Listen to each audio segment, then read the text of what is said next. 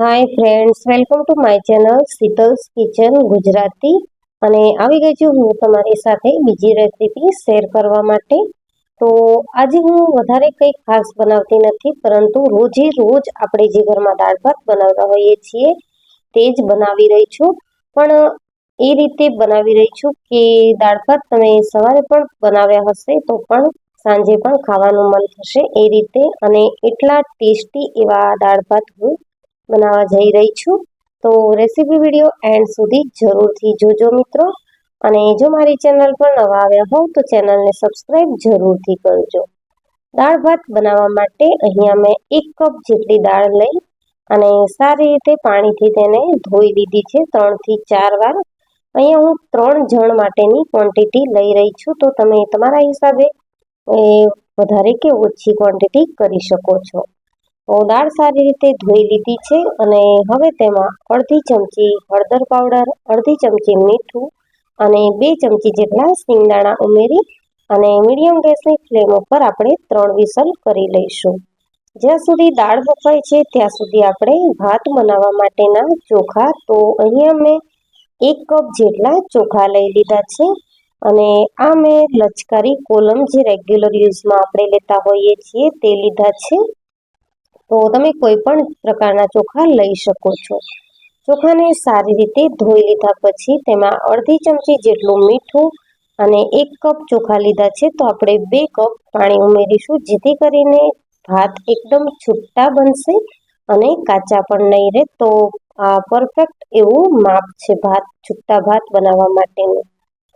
અહીંયા મેં 1 ચમચી જેટલું ઘી ઉમેર્યું છે, જેથી કરીને ભાત એકદમ ખીલેલા એવા બનશે.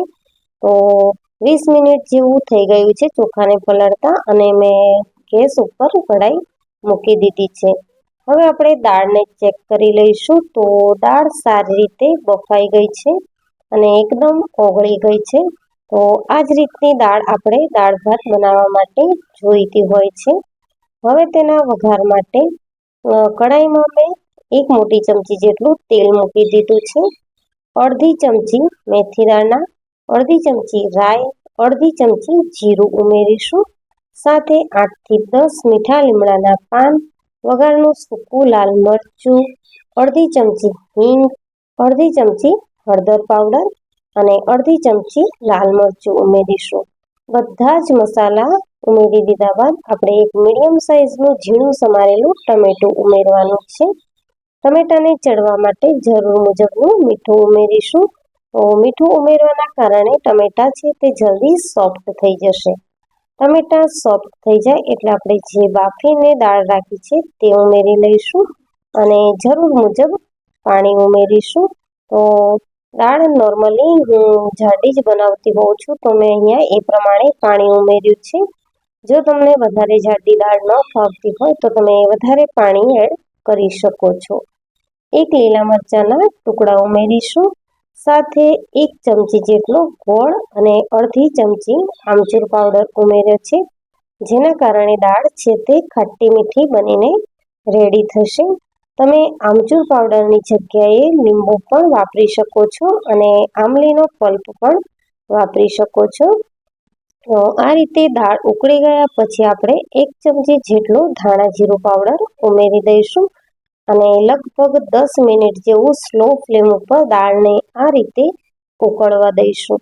તો જેટલી દાળ સારી રીતે ઉકળશે એટલો તેનો ટેસ્ટ વધારે સારો આવશે અને ખાવામાં ખૂબ જ ટેસ્ટી એવી લાગશે.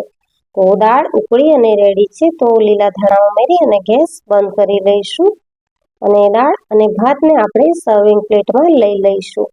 તો રેડી છે લગ્ન પ્રસંગોમાં બને એવા ખાટા મીઠા દાળ ભાત.